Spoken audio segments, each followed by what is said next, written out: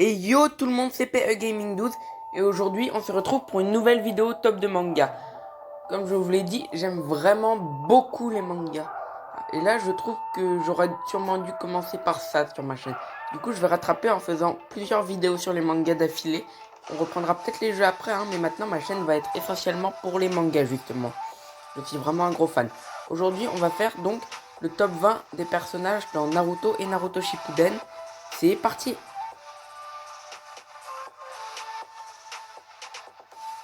Donc commençons tout de suite avec à la 20e place, Jiraiya, le sensei de Naruto. Jiraiya est celui qui a enseigné le Rasengan et qui a demandé au crapaud d'enseigner le mode ermite à Naruto. C'est un des meilleurs professeurs de la série et même si c'est son rôle majeur d'enseigner à Naruto tout ce qu'il sait, il n'en reste pas moins un guerrier redoutable, maîtrisant le Rasengan, le Sho-Odama Rasengan et même le mode Sennin en partie.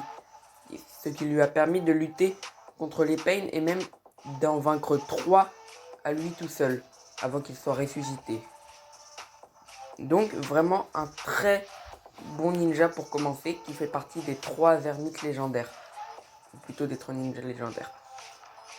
Donc vraiment Jiraiya, il n'est pas du tout à sous-estimer, surtout qu'il a un des meilleurs attirails d'invocation de la série, peut-être même le meilleur, avec tous ses crapauds, dont certains maîtrisent même le Genjutsu, un des seuls défauts de Jiraiya, qui lui permet d'être un ninja vraiment très complet.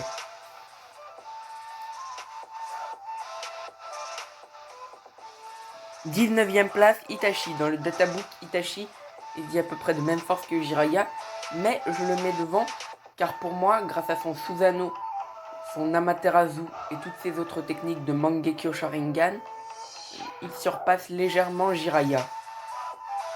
Je pense donc qu'il mérite cette 19e place.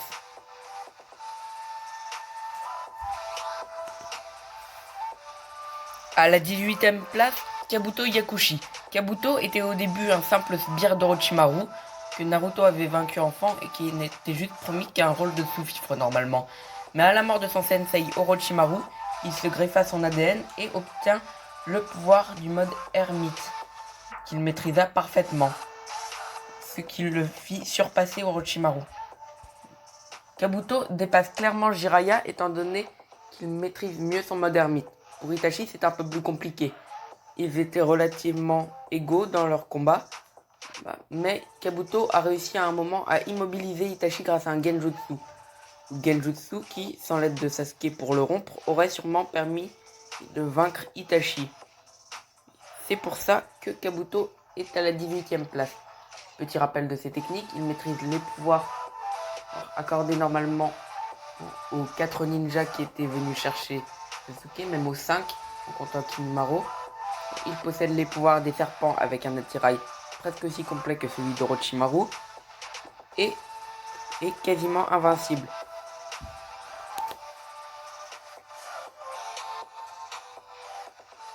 À la 17e place, le 3e Raikage. Le 3e Raikage possède la meilleure technique de défense Raiden et une des meilleures techniques d'attaque Raiden avec les doigts de l'enfer. Seul Naruto l'aura vaincu, mais il était un Edo Tensei et ne possédait pas toute sa force. Il aura fallu une ruse de Naruto pour lui retourner sa propre attaque contre lui et sa puissance est dite égale à celle de Hashibi, le démon à 8 queues.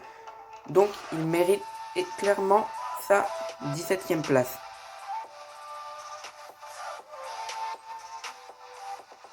En 16e place, Killer Bee.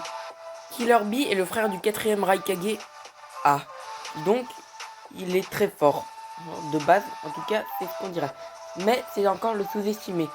En effet, car même sans être l'autre d'Ashibi, ce qu'il est, il possède une excellente maîtrise des sabres qui à elle seule a failli vaincre Taka.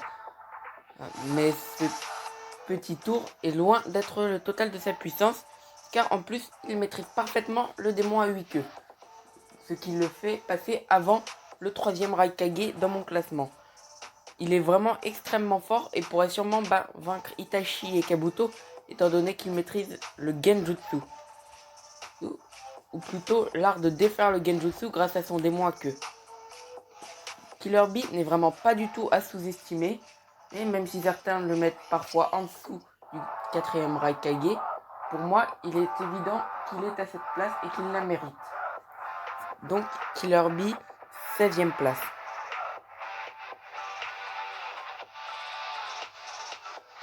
En 15e place, Nagato, ou Pain, comme vous préférez. Nagato possède le Rinnegan et donc, il fleure le niveau des dieux. Il l'effleure. Nagato a une facilité pour apprendre toutes les techniques que Jiraiya voulait lui enseigner.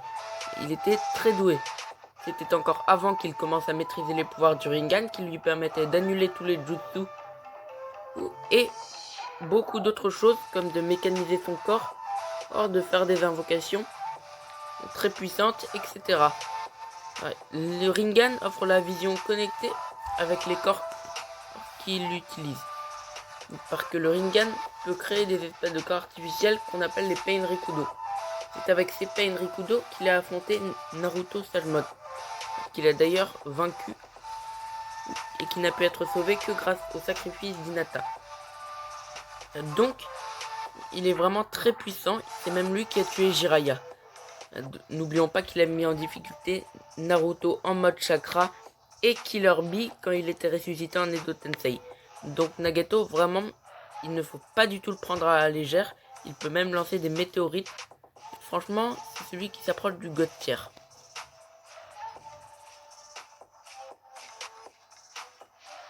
En 14e place, j'ai choisi un gars un peu discutable, c'est Hiruzen Sarutobi. Hiruzen Sarutobi est le ninja de Konoha qui maîtrise toutes les techniques. Voilà, il les maîtrise toutes. Pour moi, ça suffit à expliquer sa 14e place. Voilà, il n'y a pas d'autre raison.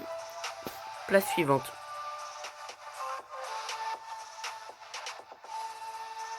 En 13e place, j'ai choisi Tobirama Senju. C'est le frère d'Hashirama Senju, le dieu des shinobi dont on va reparler un peu plus haut. Et il maîtrise presque toutes les techniques sympas. Bon, il en a créé, bon peut-être pas presque toutes, mais il a créé beaucoup de techniques très sympas comme le multiclonage et l'Edo Tensei par exemple. Techniques qui auront une importance cruciale dans la guerre des shinobi, dans la 4e grande guerre ninja. Vraiment, c'est un ninja très puissant avec un Suiton meilleur que le Mizukage et qui possède des techniques de téléportation vraiment excellentes. Il n'est vraiment pas à prendre avec des pincettes.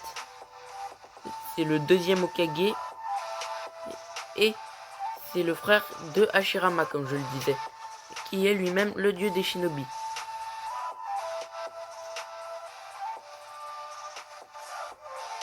En 11e place, on en parlait un peu plus tôt, c'est Hashirama Senju, le dieu des shinobi. Hashirama est le dieu des shinobi, comme je le disais, et il maîtrise le Mokuton, l'art de mélanger la terre et l'eau pour utiliser les plantes. Son attaque la plus puissante est le Shinsu Senju, et il maîtrise parfaitement le mode ermite, un mode ermite qui lui est propre, et on ne connaît pas encore toutes les variables. C'est le seul personnage pendant le combat contre Jubito qui a pu lutter en 1v1 contre Madara Rinnegan incarné. Mais ce personnage a vraiment une puissance monstrueuse. Il aura peut-être même pu faire la différence dans le combat contre Jubito.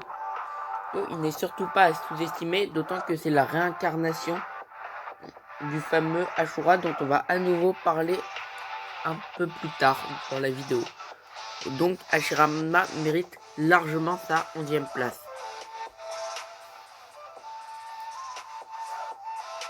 En 11e place, on en parlait un peu plus tôt, c'est Hashirama Senju, le dieu des shinobi.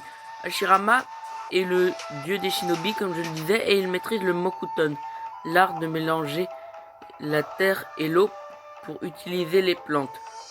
Son attaque la plus puissante est le Shinsu Senju, et il maîtrise parfaitement le mode ermite, un mode ermite qui lui est propre, et on ne connaît pas encore toutes les variables.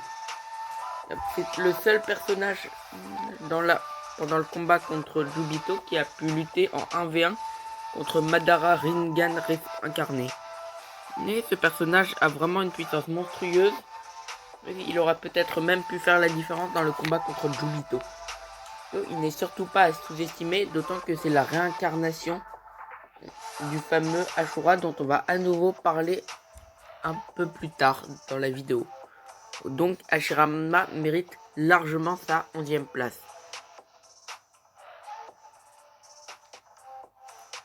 En 10e place, Indra. Indra est le fils de l'ermite Rikudo Hagoromo.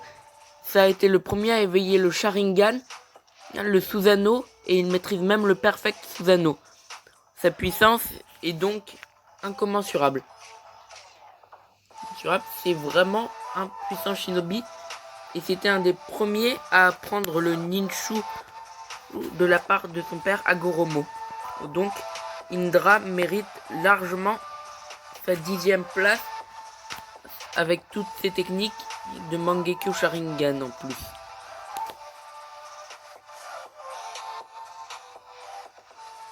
En 9e place, Ashura, le frère d'Indra. Ashura au début, il était nul, voilà. Mais il est comme Naruto, au fil du temps, il a fini par s'améliorer. C'est même le premier à avoir créé un prototype de Rasengan. L'idée sera ensuite reprise par Minato, dont on a déjà parlé. Mais ça a été vraiment le premier à le faire. Et sa puissance est égale, voire légèrement supérieure à celle d'Indra, grâce à son Kurama Perfect. Il mérite donc, comme je vous le dis depuis le début de la vidéo, la 9e place, juste devant son frère Indra, d'autant que lui, au moins, il sait se faire des amis, contrairement à Indra.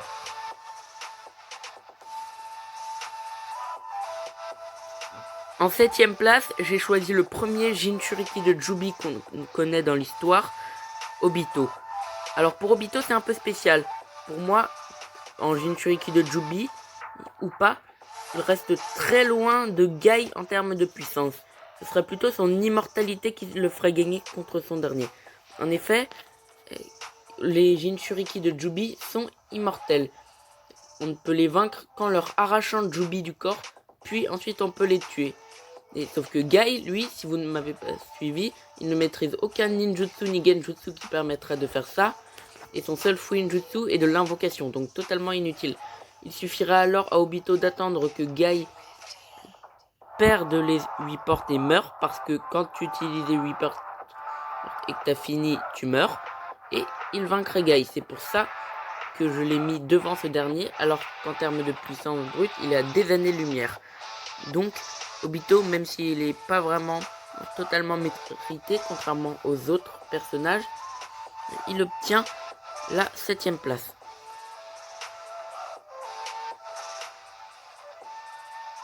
En 7e place, j'ai choisi le premier Jinchuriki de Jubi qu'on connaît dans l'histoire, Obito.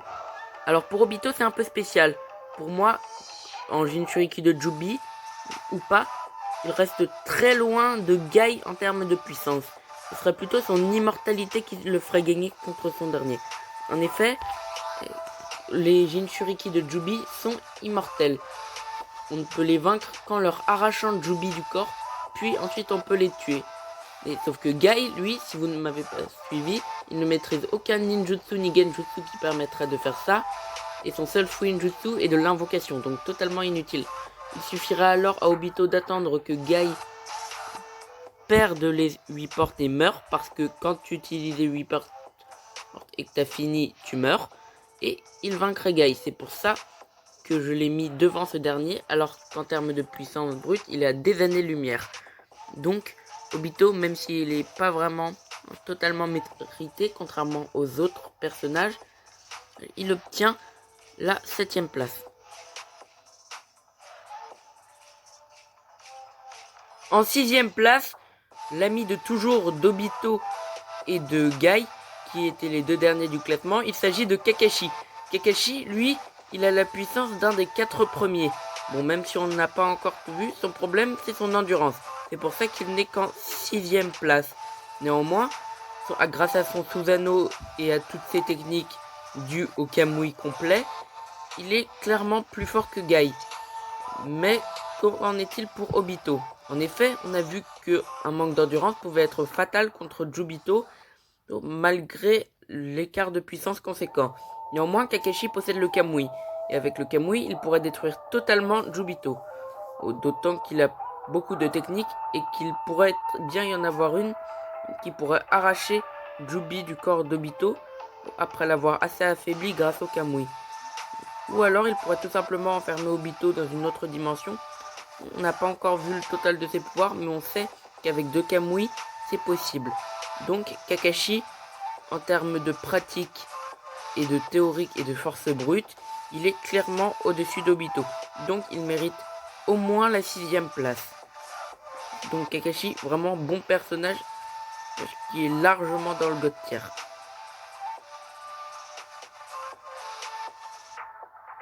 En 5e place, Sasuke. Sasuke possède le plus puissant Rinnegan de la série malgré le fait qu'il n'en a qu'un, qui lui permet notamment d'avoir tous les pouvoirs des Rinnegan des autres utilisateurs qui en avaient 2 et d'utiliser les pouvoirs de l'éternel Mangekyou Sharingan en plus et même le Susanoo. Donc franchement c'est impressionnant ce que peut faire Sasuke. Et ce n'est pas tout, il peut même utiliser le pouvoir du Susanoo comme Gedomazo et on nous dit qu'il est aussi doué que l'ermite Rikudo pour ça. Donc on peut en déduire que quand il absorbe les bijoux, il est aussi puissant que l'ermite Rikudo à son maximum de puissance quand il absorbe Jubi. Donc vraiment monstrueux. Le problème c'est qu'il ne peut pas toujours les avoir sous la main et que sans ça, comparé aux autres, son pouvoir est assez restreint. Il possède néanmoins un des plus gros panels de techniques de la liste, est un ninja très complet, possédant des techniques de soutien, en plus de celles de combat brut, qui sont pourtant néanmoins très élevées, et plus élevées que celles jusqu'à la 7 ou 6e place. Et il mérite largement, enfin peut-être pas largement, parce que Kakashi méritait largement, lui, moins, mais il mérite clairement sa place de 5e.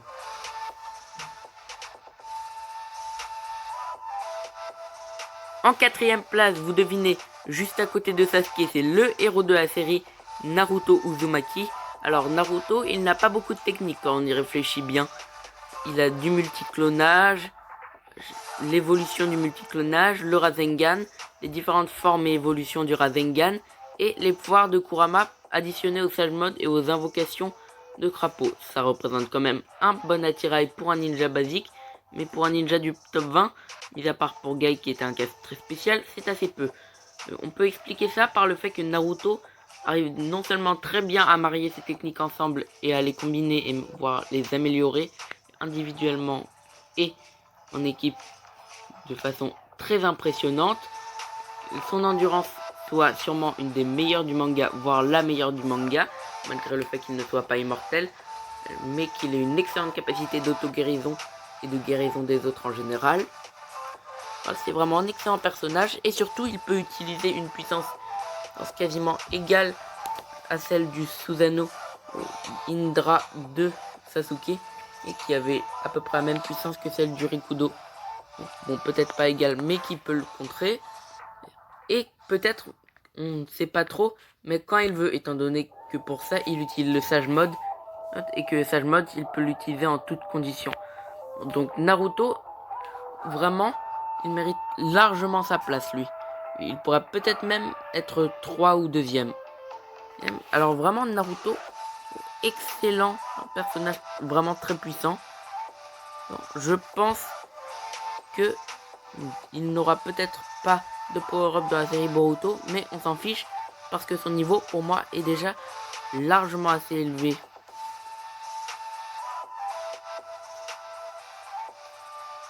En 3e place, Amura. Alors pour Amura c'est un peu spécial étant donné qu'on ne connaît pas vraiment ses véritables capacités, mais de ce qu'on a vu des capacités de son frère, en sachant que c'est grâce à son aide que le Rikudo a réussi à vaincre Kaguya et Jubi, et on peut se dire que son niveau est quand même assez proche de son frère sans Jubi, parce qu'avec Jubi il est évident qu'ils sont à des années-lumière, donc je pense qu'il mérite quand même cette 3e place.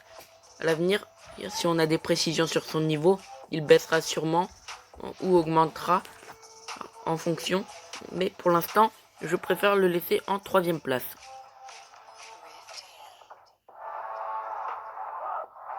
En 2e place, le meilleur et dernier antagoniste ninja de la série et avant-dernier antagoniste tout court de la série Naruto Shippuden, qui est la dernière avant Boruto. eh bien c'est vraiment de base quelqu'un de très puissant. Avant même d'absorber Jubi en réincarnation avec ses Rinnegan, il était déjà capable de vaincre 5 Kage sans aucun problème et de lutter contre Hashirama. Après avoir absorbé Jubi, même s'il n'eut qu'un Rinnegan, il restera immortel grâce à Jubi, justement, maîtrisera beaucoup mieux ses pouvoirs et pourra utiliser en plus le Rinnegan. En luttant, on va dire, en réussissant assez bien à tanker les attaques de Guy 8 portes, bon, qui finira quand même par mourir à cause de son manque d'endurance.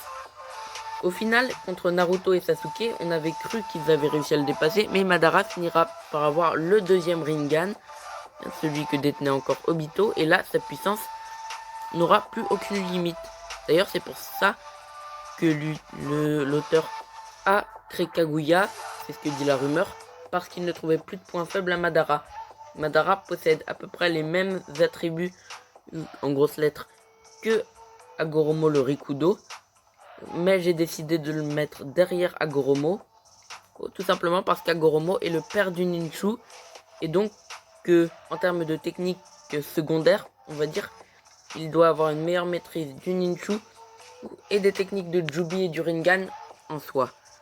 Donc Madara vraiment deuxième voire premier. Et à l'avenir, eh bien, ce serait bien de savoir ce qui est advenu son corps. Ça pourrait peut-être même relancer une nouvelle intrigue. En plus, étant donné qu'il a un cerveau de génie, étant donné qu'il a orchestré toute la 4ème Grande Guerre Ninja, c'est vraiment un des personnages les plus cheatés de la série en termes intellectuels, en plus de l'être en termes de puissance. Donc Madara, voilà, mettrait largement sa deuxième place et pourrait peut-être même être premier.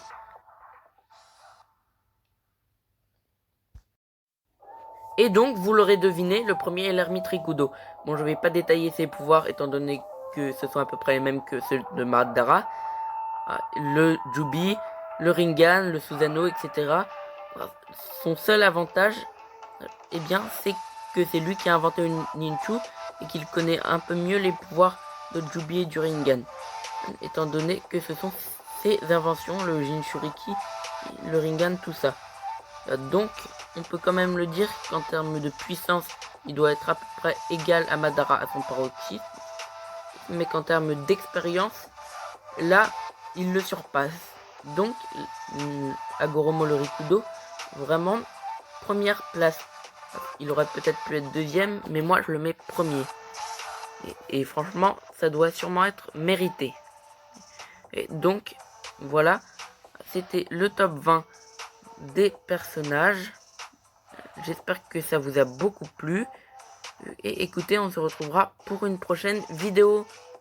Abonnez-vous, j'espère que ça vous a fait plaisir. Laissez un pouce bleu. Et comme je vous l'ai dit, on se retrouve pour une prochaine vidéo. Ciao!